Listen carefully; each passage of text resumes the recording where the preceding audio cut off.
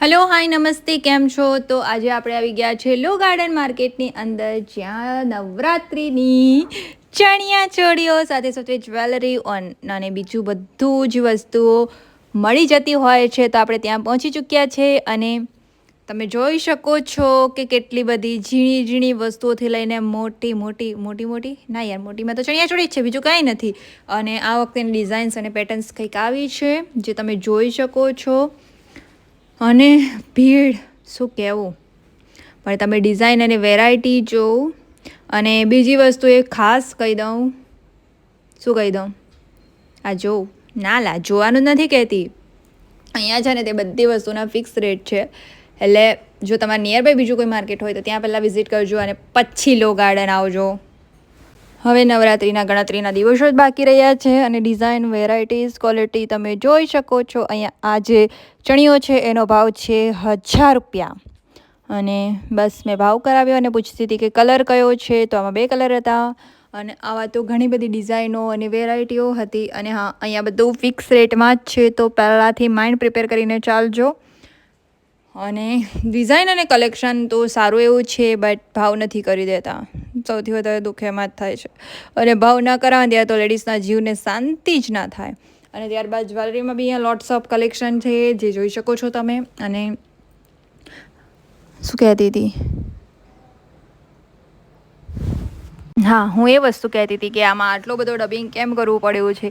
એનું પણ કારણ છે કે અહીંયા કંઈક સ્પીકરો લગાવ્યા છે, જેના કારણે આરતી અને અલગ અલગ ગરબાઓ વાગતા હતા, જેના કારણે માહોલ અત્યારથી જ નવરાત્રિ જેવું થઈ ગયું હોય એવું લાગતું હતું. તો એના કારણે થઈને મારે આખું જે છે એ બધું મ્યુટ કરી દેવું પડ્યું છે. અને તમે જોઈ શકો છો કે કેટલી બધી ભીડ છે. આ સ્લો મોશનનો વિડીયો કેમ જતો રહ્યો ના ખબર પડી, કંઈ નહીં, પણ તમે ભીડ જોવું યાર, ચાલવાની જગ્યા નથી.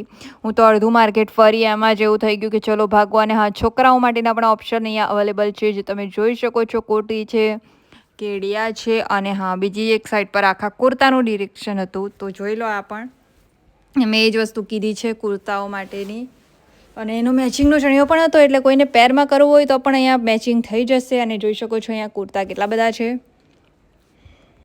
અને નવરાત્રિ હોય અને લો ગાર્ડન ના જાઓ એવું તો બને જ નહીં. તો બસ એના માટે થઈને જ મેં શેર કરી દીધું, જ્યાં તમને લોટ્સ ઓફ વેરાયટીઓ હતી. અને આપણે તો થાકી ગયા આટલી જ વારમાં, એટલે પેટ પૂજા કરી લીધી અને પછી બસ ભાગું કરી રહ્યા હતા. અને જોઈ શકો છો તમે. શું યાર, જાતે જઈને જોઈ આવજો યાર, ઓછું પડતું હોય તો. પણ હા, ભીડ અત્યારે બહુ જ હશે, એટલે એ પ્રમાણેની તૈયારીઓ રાખજો. અને મને કમેન્ટ કરીને જરૂરથી કહેજો કે બીજું કયું માર્કેટ છે જે વિઝિટ થાય એવું છે અને તમારે ત્યાંના જઈને જોવું છે. મેં ભાવ કશેના જ શેર નથી કર્યા, પણ બધાના જ ભાવ હું તમને અરાઉન્ડ કહી દઉં તો મિનિમમ અહીંયા સ્ટાર્ટિંગ જ્વેલરીમાં તો આઈ થિંક 100 રૂપીસથી હશે.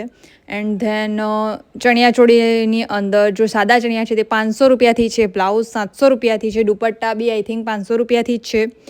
અને પછી તમારે જેવી રીતનું લેવું હોય એ રીતનું છે. હા, પણ અહીંયા મારા ખ્યાલ મુજબ 10,000 ઉપરની ચણિયાચોળી નહીં હોય, તો એટલી બધી રેન્જ નથી લાગતી આ વખતે. હા, તો એટલે તમારે બજેટમાં તો આવી જ જશે. થાકીને તમે જોઈ શકો છો ભીડ જે કેટલી બધી હતી. અને આટલી ભીડ જોતા મારા માટે નથી આવી સલામત, પણ બહુ જ ભીડ છે, એટલે બહુ જ કંટ્રોલ